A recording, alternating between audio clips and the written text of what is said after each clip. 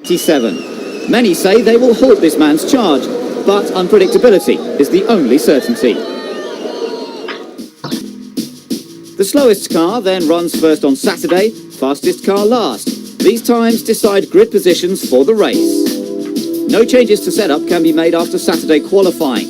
Teams have no access to the cars until decided prior to Saturday qualifying. At lap 21 or 22, everybody change a tire. So our event is part of the first lap of the race is going to change quite a lot the approach of the whole weekend from the drivers. So, as you know, you cannot touch the car, you cannot have a real challenge between the drivers. I think it's fantastic. I think we're going to see some really close racing, and that's what this was all about. It was bringing Formula One back to the people and giving them some good, solid racing.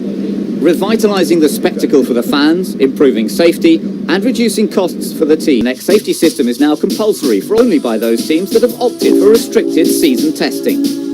Teams can only bring one set of wet weather tyres to a Grand Prix. Instead of full wets and intermediates, they must choose one or the other. For sure, the costs had to be addressed. Private manufacturers, like ourselves, the smaller teams, and then suddenly say, oh, we should have done this or we should have done that. There is a concern that the major manufacturers, if it gets below 20 cars, that there would be an obligation on everyone else to provide more than 2 cars. If these rules hadn't been changed going into this year, particularly in terms of the costs, then I would have feared for the... Often means some exploitation of the rules. Rookie teammate Justin Wilson was slowest in Friday qualifying, and there fellow. His time on Saturday makes it... One small error is all it takes. He will start the race. It just comes off the ground and everything, all the... Yeah, that obviously somebody felt something had to be done, so now we have to live with the result. He's looking to stun us about possible strategies. There's a real air of unpredictability. And there's a threat of rain. Bridgestone runners are using an intermediate tyre, while those on Michelin's have a shallow wet, which is fuel and dry tyres at the end of the formation lap. It could prove an inspired decision. Rubens is a little too keen to get going and could pay for that later. But it's too late now. F1 2003 is off. Panis makes a good start for Toyota and wrestles Montoya. But his Michelin dry tyres have not reached optimum temperature yet, sending him backwards down the field. The lightly fueled Saubers dispose of him quickly, followed by Button, Villeneuve. Truly, at the end of lap 1, the Ferraris are the way to go. DC is... before he even gets to the pits. Intermediates have just been busy while the safety car comes out. Start, Mark Webber loses 4th, almost a BMW engine this year, as Ralph went 6th place, but suspension failed. Montoya takes on new tyre with the Schumacher brothers today. Ralph is halted by his right rear wheel. By the time he gets out,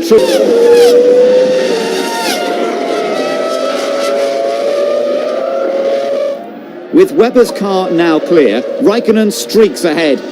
Villeneuve is 4th, but he has Button, Panis and Montoya waiting to pounce, keeping the gap under a second.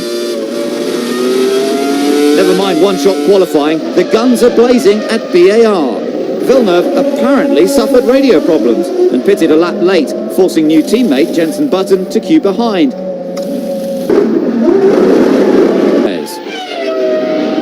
But Kimi is having none of it and forces him onto the grass. Michael's lost momentum, but it's irrelevant now. Kimi loses his lead for being 1 km/h over the pit lane speed limit.